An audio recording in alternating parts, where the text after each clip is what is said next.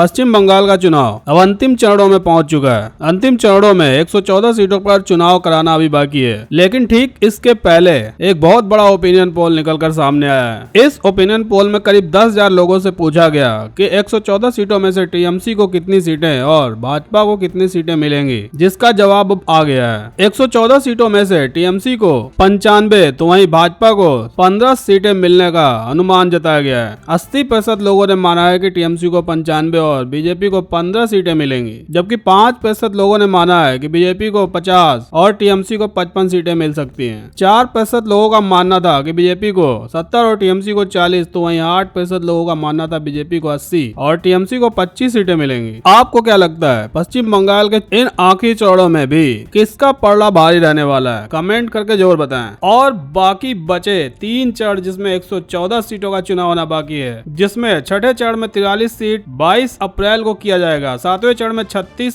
Seat के लिए 26 अप्रैल को और 8वें चरण में 35 सीट के लिए 29 अप्रैल को चुनाव होना है। इसलिए सवाल उठता है कि बंगाल चुनाव के अगले 3 चरण में 114 सीटों का खेल क्या कहता है। इसको समझने के लिए हर चरण के ऐतिहासिक डेटा को समझना जरूरी है, खास करके बंगाल विधानसभा चुनाव 2016 और लोकसभा चुनाव 2019 के परिणामों में पार्टियों की स्थिति क्या रही। तो आइए छठे चरण का विश्लेषण करते हैं। आपको बता दें, छठे चरण में कुल 43 सीटों पर चुनाव होना, जिसमें से 2016 के परिणाम देखा जाए तो टीएमसी को 32, कांग्रेस को 11 और बीजेपी को कोई भी सीट नहीं मिला था। जबकि 2019 के असेंबली इलेक्शन में टीएमसी को 24 और बीजेपी को 19 सीटें मिली थी। 2016 के विधानसभा चुनाव में टीएमसी और कांग्रेस लेफ्ट गठबंधन के बीच टक्कर थी। बीजेपी खाता तक भी नहीं खोल पाई थी, लेकिन ठीक 3 साल के बाद लोकसभा चुनाव में कांग्रेस और लेफ्ट का सुपड़ा साफ हो गया। इस चुनाव में कांटे की टक्कर हुई थी टीएमसी और बीजेपी के बीच। इस आधार पर कह सकते हैं कि फिर से छठे चरण में टीएमसी और बीजेपी के बीच कांटे का मुकाबला होगा। वहीं 7वें चरण में 36 सीट के लिए 26 अप्रैल को चुनाव होगा, जिसमें 2016 का परिणाम देखें तो टीएमसी को 14, कांग्रेस को 22 सीटें मिली थी। जबकि 2019 के असेंबली इलेक्शन में टीएमसी को 16, बीजेपी को 16 और कांग्रेस को 4 सीटें मिली थी। 2016 के विधानसभा चुनाव में कांग्रेस लेफ्ट गठबंधन सबसे बड़ी पार्टी थी और दूसरे नंबर पर थी टीएमसी। लेकिन ठीक 3 साल बाद लोकसभा चुनाव में कांग्रेस गठबंधन धराशायी हो गया और फिर से लोकसभा चुनाव के दौरान टीएमसी और बीजेपी के बीच कांटे की टक्कर हुई। इस आधार पर कह सकते हैं कि फिर से 7वें चरण में टीएमसी और बीजेपी के बीच ही टक्कर होगी। 8वें चरण में कुल 35 सीटों के लिए इलेक्शन होगा, जिसमें 29 अप्रैल को चुनाव होगा। 2016 का परिणाम देखो तो टीएमसी 17 और कांग्रेस को 16, जबकि बीजेपी को 1 सीट मिला था। वहीं 2019 के असेंबली इलेक्शन में टीएमसी को 19, कांग्रेस को 5 और बीजेपी को 11 सीटें मिली थी। 2016 के विधानसभा चुनाव में टीएमसी और कांग्रेस लेफ्ट गठबंधन के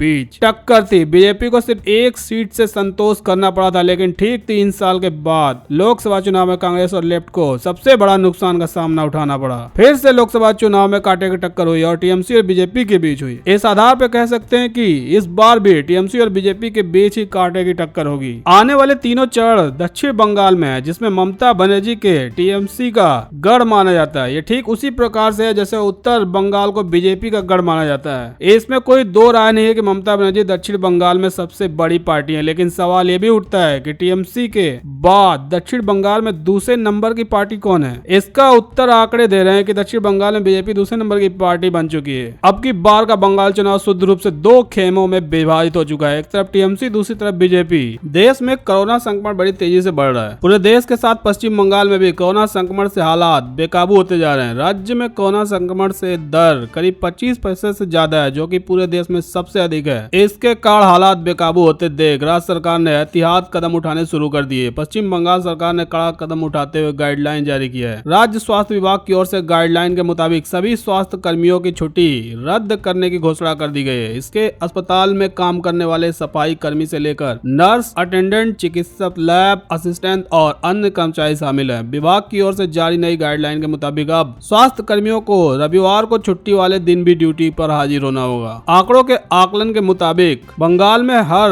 100 में से 25 लोग इस महामारी के चपेट में आ रहे हैं। यह आंकड़ा बेहद डरावने वाला है, क्योंकि 25 लोगों के 100 में महामारी के फैलने में वक्त नहीं लगेगा। राज्य में मौजूद स्वास्थ्य की आधारभूत संरचनाओं को देखते हुए यह आंकड़ा काफी चिंताजनक है, क्योंकि राज्य के सभी सरकारी अस्पतालों में बेड पहले से ही फुल हैं। आलम यह है कि बाहर पॉलिथीन बिछाकर मरीजों का इलाज करना पड़ रहा है। प्राइवेट अस्पतालों की भी हालत बहुत बुरी है। ममता बनर्जी ने कोरोना की दूसरी लहर को मोदी निर्मित त्रासदी बता दिया है। उन्होंने कहा कि कोरोना की दूसरी लहर बहुत तेज है। मैं इसे मोदी निर्मित त्रासदी कहूंगी। ना तो इंजेक्शन उपलब्ध है और ना ही ऑक्सीजन, टीके और दवाइयां बाहर भेजी जा रही हैं, जबकि देश में इसकी कमी है। उन्होंने दावा किया कि यह पश्चिम बंगाल चुनाव को बचाने और बंगाली माता के सम्मान बचाने की लड़ाई है। हमारे राज्य को बंगाल इंजन सरकार चलाएगी, ना कि मोदी की डबल इंजन सरकार। हम गुजरात को अपने राज्य पर कब्जा करने और देश के शासन चलाने नहीं देंगे। बंगाल पर बंगाल का शासन होगा। तो आपको बता दें, भाजपा के नेता अक्सर अपनी चुनावी रैलियों में जनता से डबल इंजन सरकार चलाने की बात करते हैं, जिसका अर्थ होता है केंद्र और राज्यों को एक ही दल का सरकार होना। टीएमसी अध्यक्ष ने मतदाताओं को वामपंथी दलों कांग्रेस और आईएसएफ के गठबंधन को मत न देने की भी अपील की है और दावा किया जा रहा है इससे भाजपा का हाथ और मजबूत होगा। ममता बनर्जी ने कहा केंद्र के 7 महीने पहले कहा था कि कोरोना संक्रमण कम हो गया है। उन्होंने कहा कि अब चुनाव में भाजपा दूसरे राज्यों से लोगों को लेकर आ रही है और यहाँ के लोगों को संक्रमण फैला रही है। उन्होंने कहा कि उनके प्रशासन को सुरक्षित घर तलाश करने में दिक्कत हो रही है, क्योंकि सरकारी दुकानों का इस्तेमाल केंद्रीय बल कर रहे हैं। वैसे तो हमने बिस्तरों की संख्या बढ़ाई है, लेकिन मैं लोगों से अनुरोध करूंगी कि यदि बहुत ज्यादा लक्षण ना हो तो अपने घरों में ही पृथकवास में रहें। उन्होंने हल्के लक्षणों वाले कोरोना मरीजों से 6 बजे शाम के बाद मतदान करने की अपील की है। उन्होंने दावा किया कि नागरिकता संशोधन अधिनियम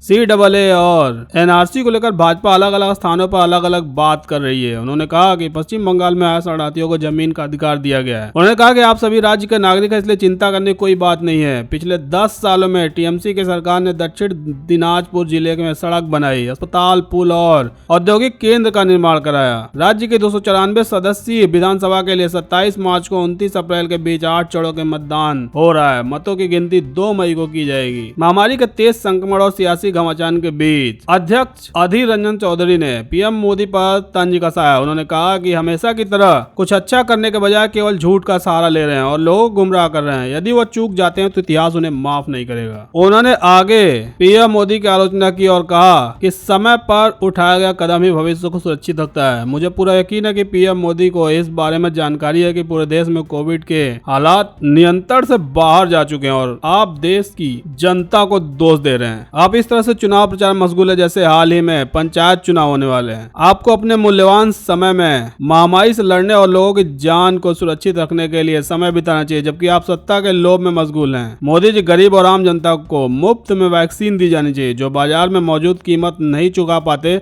बड़े उद्योगपतियों से कहिए कि हाथ खोलकर दान करें। उन्होंने आगे कहा कि काफी देर हो चुकी है, अगर सही कदम नहीं उठाया गया और आप चूक गए तो इतिहास आपको कभी माफ नहीं करेगा। वैसे भी आपने सत्ता के सुख और प्रचार प्रसार में पर्याप्त समय बर्बाद कर दिया है। याद रखिए, समय और ज्वार किसी का इंतजार नहीं करते, कभी भी और कुछ भी हो सकता है। वहीं पंचायत चुनाव में बड़ी लापरवाही निकलकर सामने आई है। आजमगढ़ में त्रिस्तरीय पंचायत चुनाव में बड़ी लापरवाही सामने आई है। जिले के क्षेत्र पंचायत सदस्य के 3 प्रत्याशियों का चुनाव चिन्ह बैलेट पेपर से गायब है। एक जगह तो पीठासीन अधिकारी ने दूसरे चुनाव चिन्ह पर वोट की नसीहत तक दे डाली। वहीं कई बूथों पर सदस्यों का बैलेट पेपर न होने का मामला भी सामने आया है। आपको बता दें, त्रिस्तरीय पंचायत चुनाव में दूसरे चरण का मतदान सोमवार को संपन्न हुआ। इस दौरान प्रशासन की लापरवाही सामने आई। पलना ब्लॉक के लहुआ खुर्द गांव बूथ संख्या 81 की वोटिंग प्राइमरी पाठशाला पलना में चल रही थी, जिसके 5 क्षेत्र सदस्य पंचायत चुनाव लड़ रहे थे। 2 क्षेत्र पंचायत सदस्यों चुनाव चिन्ह बैलेट पेपर से गायब थे। जब तक इस बात की जानकारी पोलिंग को हुई, पुल पर 9 लोग मतदान कर चुके थे। जानकारी पर प्रत्याशी और उसके समर्थकों ने हंगामा शुरू कर दिया। सूचना पर सेक्टर मजिस्ट्रेट किसी तरह मामले को संभाला। यहाँ पड़े वोटों को कैंसिल कर फिर से मतदान शुरू किया गया। इसी तरह हरैया ब्लॉक के चादर पट्टी से क्षेत्र पंचायत सदस्य का चुनाव लड़े साहनी के समर्थकों ने बैलेट पेपर में चुनाव चिन्ह परिवर्तित होने का आरोप लगाते हुए बूथ पर हंगामा कर दिया। सूचना पर पहुंचे सहायक निर्वाचन अधिकारी आमिर अली ने लोगों को समझा बुझाकर मामला शांत किया। इसी बीच पहुंचे अधिकारियों ने मतपत्र पर छपे अंगूठे के निशान पर ही मतदान कराने की सलाह दे दी। सहायक निर्वाचन अधिकारी आमिर खान ने बताया कि चांदपट्टी से 3 प्रत्याशी मैदान में थे। बैलेट पेपर के क्रमांक के अनुसार प्रथम नंबर पर अनार, दूसरे नंबर पर अलाव और तीसरे नंबर पर अंगूठी थी। गलतफहमी में प्रत्याशी ने अपना निशान अंगूठी का स्थान पर आटा चक्की समझ लिया। इसके अलावा सिकरौर ग्राम पंचायत की बूथ संख्या 11 पर ग्राम पंचायत सदस्य का बैलेट पेपर ही नहीं पहुंचा। इस तरह के अन्य मामले भी सामने निकल कर आए हैं। शिवसेना के एक विधायक ने कहा है कि मुझे कोरोना वायरस मिलता तो उसे मैं फडणवीस के मुंह में डाल देता। सरकार फेल होऊन हे पाहतात, पण तुमच्या सरकार फेल होण्यामध्ये लाखो लोक मरतील त्याचं काय? आज ज्याच्या घरातला माणूस मरतो, ज्याच्या घरात जीव जातो, त्याला समजतं की आमच्या करोना काय. आणि म्हणून माझं भाजपच्या लोकांना आव्हान आहे की तुम्हालाही तुमच्या मला जर करोनाचे जंतू सापडले असते तर मी देवेंद्र फडणवीसच्या तोंडातून कोंबून टाकले असते.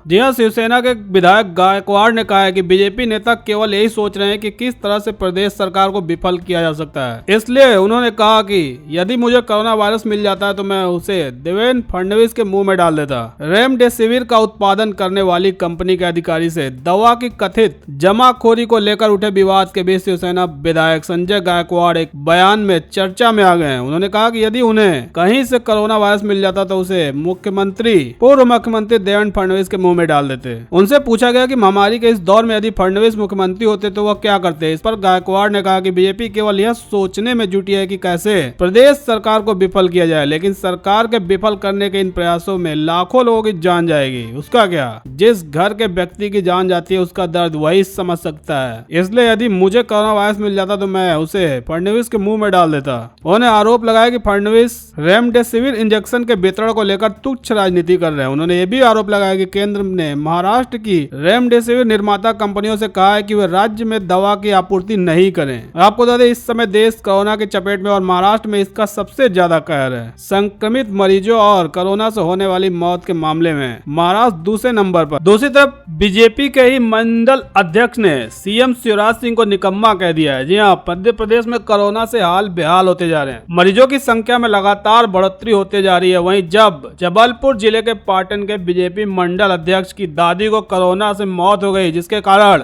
भाजपा मंडल अध्यक्ष ने अपनी ही सरकार को निकम्मा कह डाला। अपनी दादी और 2 करीबियों की मौत के बाद बीजेपी मंडल अध्यक्ष ने सीएम शिवराज सिंह चौहान को निकम्मा मुख्यमंत्री कह डाला है। उन्होंने लिखा कि माननीय शिवराज जी, मैं आपकी ही पार्टी का मंडल अध्यक्ष नूनसर बोल रहा हूँ कि मैं अपने परिवार के लिए इंजेक्शन की व्यवस्था नहीं कर पा रहा हूँ, तो मैं इसको अपनी नाकामी मानूं या सरकार की। उन्होंने आगे लिखा कि हमारे प्रदेश का निकम्मा मुख्यमंत्री मैं खुद मंडल अध्यक्ष होते हुए उनका विरोध करता हूँ, चाहे जो भी हो, क्योंकि मैंने अपने को मरते हुए देखा है। आपको बता दें पाटन के नूसर मंडल अध्यक्ष अजय पटेल की दादी और उनके 2 करीबियों की कोरोना से मौत हो गई, जिसका वजह इंजेक्शन की व्यवस्था न हो पाना था।